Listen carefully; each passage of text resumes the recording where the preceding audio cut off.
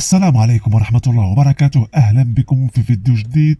عدنا والعود أحمد. أرى لي دوك القنوات ديال الصرف الصحي اللي كتمول من جيب المواطن باش في الأخير تقدم محتوى مقرف كمسيريها على غرار القرف اللي كتقدمه طول السنة. مؤخرا خرجت القناة الثانية الرائدة في القرف التلفزي، خرجت لنا ببرنامج لاستكشاف مواهب الراب.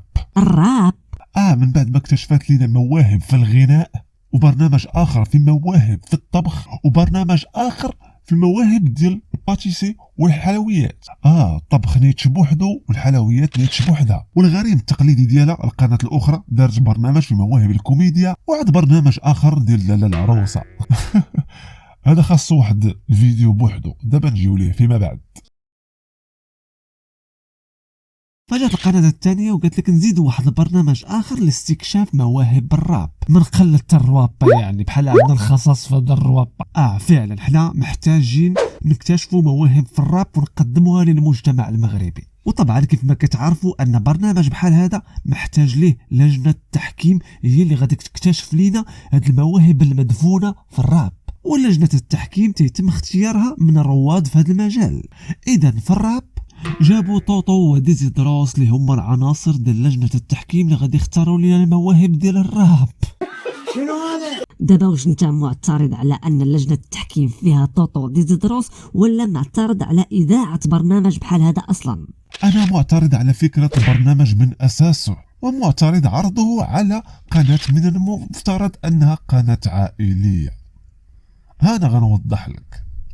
الراب مجال بوحدو، ما هواش مغني مؤدي لاغاني الفريد اطرش ولا عبد الحليم باش لجنة التحكيم تقيم نبرة الصوت ديالو ويقولوا له يا سلام عندك مستقبل زاهر.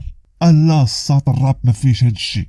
الراب هو الغرفة الحمراء من بيت الفن، حيث الدخول لها يتوجب عليك التوفر على بعض الأدوات، قوة كلمات، الفلو، تكنيك، القافية، ثم دير بحساب الكلاش. إلا جاك لازم ترد ماشي تهرب، أو ممكن انت اللي تكلاشي وتقصد.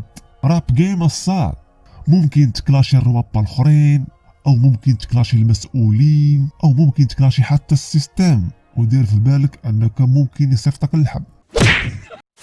وبمجرد ما يكون برنامج لاستكشاف مواهب الراب وتشارك فيه، وتكون لجنة التحكيم رابر آخر كديزيدروس أو طوطو أو أي كان، فهنا حكمتي على نهاية المسيرة ديالك حتى قبل ما تبدأ. يعني أي واحد غيبغي كلاشيك مستقبلا سهل من هادي غيشدك، أو ممكن طوطو نفسه واحد النهار ترشق ليه يكلاشيك ويقول لك نسيتي في نهار وقفتي قدامي وانا اللي نوطيت ليك. يعني حطيتي راسك تحت درس ديال رابر اخر، فيما ترشق ليه غيورك عليك، ومن حقه. هذا هو الرهب، مالوش امان، كيف ما دار البيك مع ديزيدروس. الكاش ديالك الاخر عندي ديتيه، الا بقى شي صرف انت خديتيه. لهذا تنقول لك انا البلان ديال انك تشارك في مسابقه باش تبين الموهبه ديالك في مجال الراب ما بلان ما والو. وانت كتشوف ان كاع الروابا اللي موجودين في الساحه حاليا اكيد مطلع على كيفاش بانوا وتشهروا، لان في عصر السوشيال ميديا موضوع الشهره حاليا ولا سهل، او انك تلوح شي تراك يبلبلها حتى هو كنشوف ممكن. لكن الحفاظ على النجاح ديال داك التراك وتبني عليه وتكون واحد القاعده من المحبين، هذه هي اللي محتاجه الخدمه،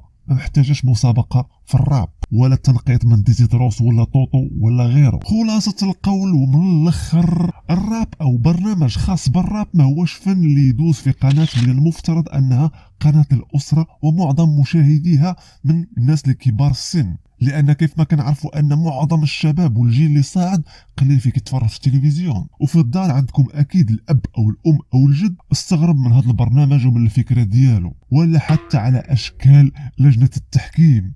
اشهد الحاله اخي ديزيدروس، ومالك كتهضر هكا؟ بما انني انا هو الكلاشور نيميرو 1 في اقوى كلاشور في المغرب. تراك المتنبي دازت عليه 5 سنين او 6 سنين. غتبقى تاكل به طرف الخبز حياتك كامله؟ ولا الطريقه اللي كيتكلم بها طوطو، كيتكلموا بطريقه كتحس بهم شادين السما بيديهم، او انهم بصدد التنقيب على موهبه غادي تغير الحياه في المغرب. اطفش الساط راكم غير كتغنيو، او بمعنى اصح كتبريكوليو.